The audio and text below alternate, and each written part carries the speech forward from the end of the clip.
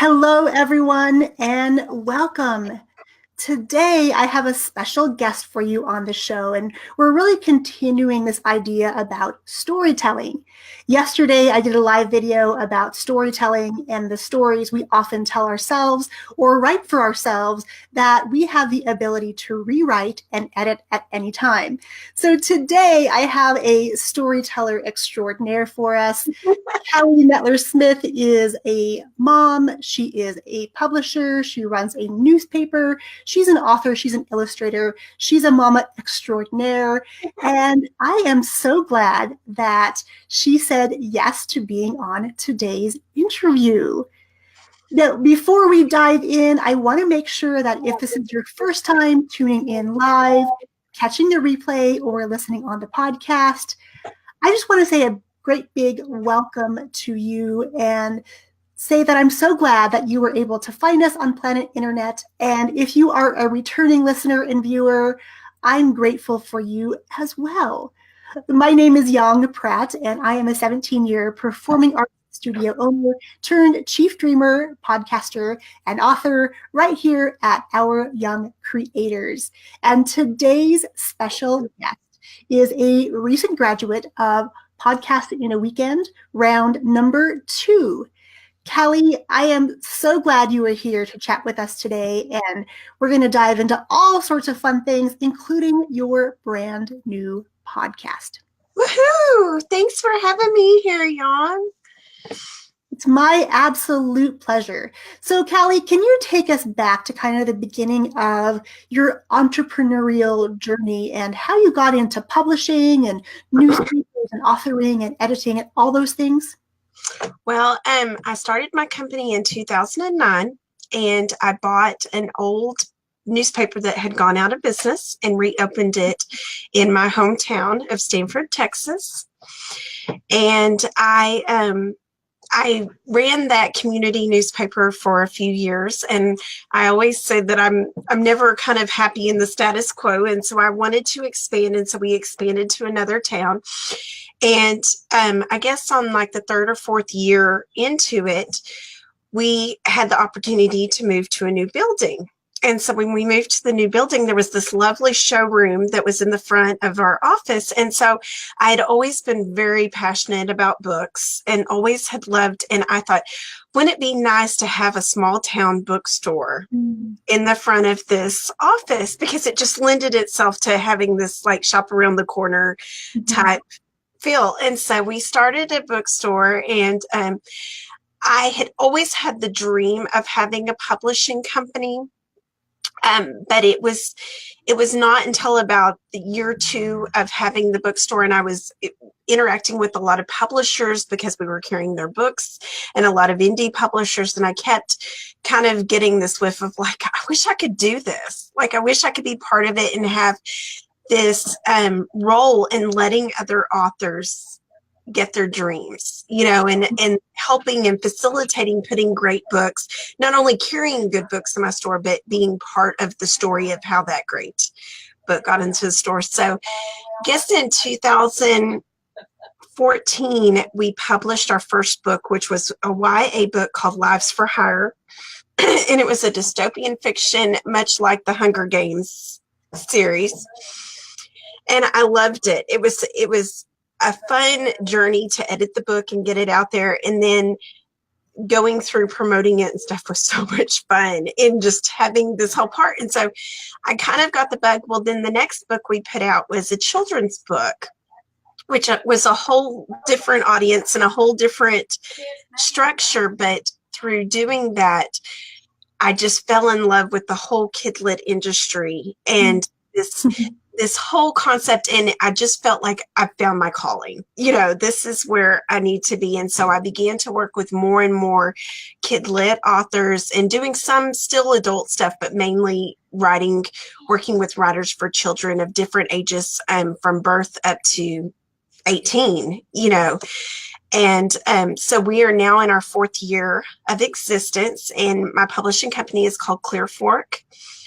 Publishing after the Clear Fork of the Brazos River that runs through this area. And the kidlit impression is called Spork, Because if you have a clear fork, you need a spork. I love So, it. yeah, so we have a lot of, it's kind of an inner joke, about why do you have a spork in your logo. But it's so, it's such an amazing thing to take somebody that has the dream of writing a book and being published, and you usually spend up to a year with that person realizing their dream. And then when you, at the end, you have this nice little book baby that you deliver into the world, and getting to put that in kids' hands and see the reaction is just, I mean, it's the dream. It really is. What an incredible story. And I'm such a lover of books and stories too. So I can totally relate to having that dream of that bookstore because it's definitely something that's going away. Our local bookstore closed last year, and we were kind of devastated that we didn't have a space to go and smell that new book smell and just sit and, explore all these different stories and find new authors and look at beautiful illustrations. Mm-hmm. So now when we go out of town, that's one of our top priorities is to go to a bookstore so we can go experience those things because there's nothing quite like going into a bookstore. Yes, you can buy things online, but you don't have the experience of holding the book and looking at the book and the smell, the smell of the book and turning the pages and feeling it. It's like such a sensual experience, the whole process of looking at a book. And I just think that we need to keep that alive. So thank you for having this amazing bookstore in your community that people can come and do those things, because I want to make sure that we can preserve history with these stores, because I just think there's something that is so special about these bookstores. So first of all, thank you for preserving this legacy of inviting families in to have that experience, because I think it is today an experience because it doesn't happen very often. Yes. So I would love to find out more about how you're now helping authors to create better writing so they can be one of your authors that you're publishing. So over the last 6 months, I started really working in doing critiques with authors that were just getting into writing books. And so a lot of these people that I was delivering critiques with were fairly new, under 2 years into the writing community. And a lot of them were retired teachers or retired, usually it's somebody that has had another career and then they decided to go into writing kind of as a secondary career. Some of them still have full-time jobs. And so I kind of noticed that there was a lot of similar trends with these authors. A lot of them had kind of come into the community and they were very nervous about putting their work out there because what if somebody didn't like it, which is so hard because we're creating something and then we're putting it out for people to either reject it or critique it. And sometimes it feels like it's an extension of yourself. So that can be very difficult. And then I also noticed that a lot of them were making the same, not really mistakes, but they were kind of falling into the same pitfalls that a lot of beginning writers make. They were either being, their word count was way out of proportion to where it needed to be. Their story structure was a little bit off. So it was causing some issues with the development of their stories. And I just realized that a lot of people were having the same issues with the same things. So I started a community called Writing Magic on Facebook to act kind of as a safe community for beginning writers where they could go in and ask the questions that everybody's thinking, but nobody really knows where to ask those questions. So I go live in there usually 2 or 3 times a week with a different subject and talk about, character development or plot or how to condense your story or how to know if there's too much going on with your story. And then I answer their questions as they have them. And so then now I'm teaching a class that is every other month that is kind of like a hardcore in depth about story structure and stuff like that. And so then my podcast is just going to be an extension of that, where I'm going to deliver bite-sized components of creative writing. That's so good. And definitely putting out anything into the world when it's a labor of love is a hard thing to do. So I'm so grateful that your community has you to rely on and say, here's the story. Thank you for making this community where I can share it. It's a safe space to do so. And I'm going to get constructive feedback to help me become a better writer. And now you've extended that to the podcast. And I think that's such a beautiful thing to see happen, because as you're moving through these different places that you're developing new businesses and wanting to do more and giving more and serving more, I just think it's been a beautiful journey to watch you, just to see you're recognizing an issue. There's a challenge that's happening in the marketplace. You're seeing it because you're on both sides of the market, from the publisher's end is also from the author end. So because you have that experience on both ends of the spectrum, you're now able to weave this together in a very beautiful way. And the podcast is just an extension of all these amazing things you do. And I'm so grateful, for one, to have your podcast to listen to now, because writing is something that I love to do, and I see that my kids even have this propensity to write. And we were discussing before the interview that in schools, unfortunately, there's not a lot of time anymore being spent on helping kids develop this skill of writing stories and telling stories. Mm-hmm. Well, and because our culture has been so based on teaching to a test, Mm-hmm. I don't know if you were this way, but growing up in Texas, we had the TOS test, and it was very much like paragraph. You had your intro paragraph, and then your body, and then your outro. And that was the development of your writing skills. And then I felt like when I got to be an adult, I had no real basis of how a story was actually supposed to work, because I was so ingrained in this test type writing, that really being creative and thinking outside the box was a hard thing. And I think that our kids have the same problem, because they just don't know where to start. And it's hard to just sit down and express yourself in writing. It's really something that you have to dedicate yourself to. And setting aside the time when we're so busy sometimes can be a difficult thing. In my community, I have a lot of accountability. Like, are you putting your butt in a chair and sitting at a computer and doing your writing each day? And if you aren't, why are you not doing it each day? And I think we need to have the same talk with our kids. You need to be challenged to write, whether it's just a journal prompt or something, to get them in the mindset that they can let their creativity flow in that way. Yeah, and as my girls have progressed through the school system too, I see the shifts that happen, like you said, where when they were younger, I saw more of their creative writing come home as they're learning about different parts of speech and different parts of the story. I saw those. And now, though, like you said, there's so much emphasis on teaching to the test and being able to comprehend a story that someone else has written versus writing a story of your own. Yeah. That I think, again, kind of like bookstores, it's kind of this dying art form where we need to revive that to make sure that for generations to come, we have people who are being able to write and entertain us and provide valuable insights to us through their writing. And the only way we can do that is to actually sit down and do it. And what I love is that writing can be something the whole family can do. Oh, yeah. Yeah.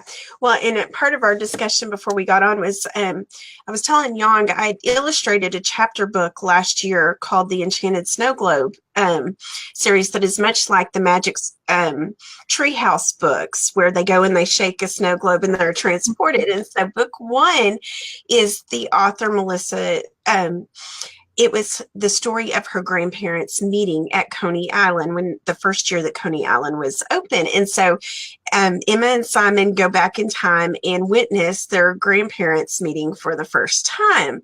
And then at the end of the book, they're transported back into contemporary times, and they have this whole discussion with their grandmother about how they met. And so in the back matter, as part of the book discussion guide, it has prompts for going and interviewing your grandparents about how they met their significant other.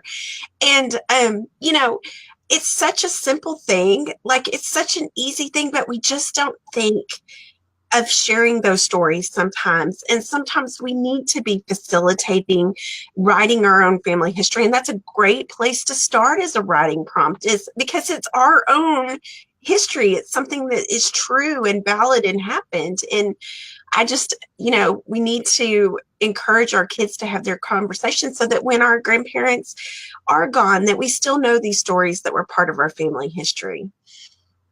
And because the holidays are coming up, it's a really, really great time to start doing these things. And it's why I'm such an advocate of teaching our kids to use their devices in a manner that's going to serve them, in a manner that can preserve history. They literally can become historians just with the phones that they carry on their person all the time. If they can take it out and use that voice recording app to record a story, or better yet, just press record on the video feature and be able to see the emotion that comes through when people are sharing their stories. And I think by asking these questions and prompting our kids and ourselves to do these things, we in turn become better storytellers because we remember how people told us a story, and their voice inflections and their body language and all those things happen inside of a really good story. So I think definitely, Callie, if after the interview, if you would place a link maybe for this book so people can really start to dive in, because with Thanksgiving around the corner and family time being a premium at this time of year and into Christmas and through Christmas break, when we have more time with our kids and our family, it is an excellent time to start developing those storytelling skills together. Yes, absolutely. And I mean, when I was a little girl, I interviewed my grandmother for a school project, and she had been a teenager during World War II and lived in an area where there was World War II German soldiers, POWs, were kept in Texas. And she remembered seeing them in town and stuff. And so I did this whole interview with her on a recording.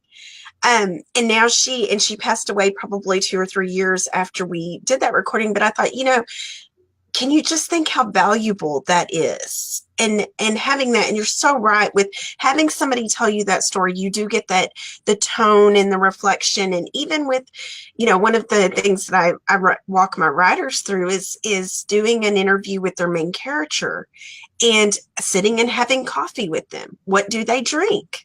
How do they talk? What is your first impression of them?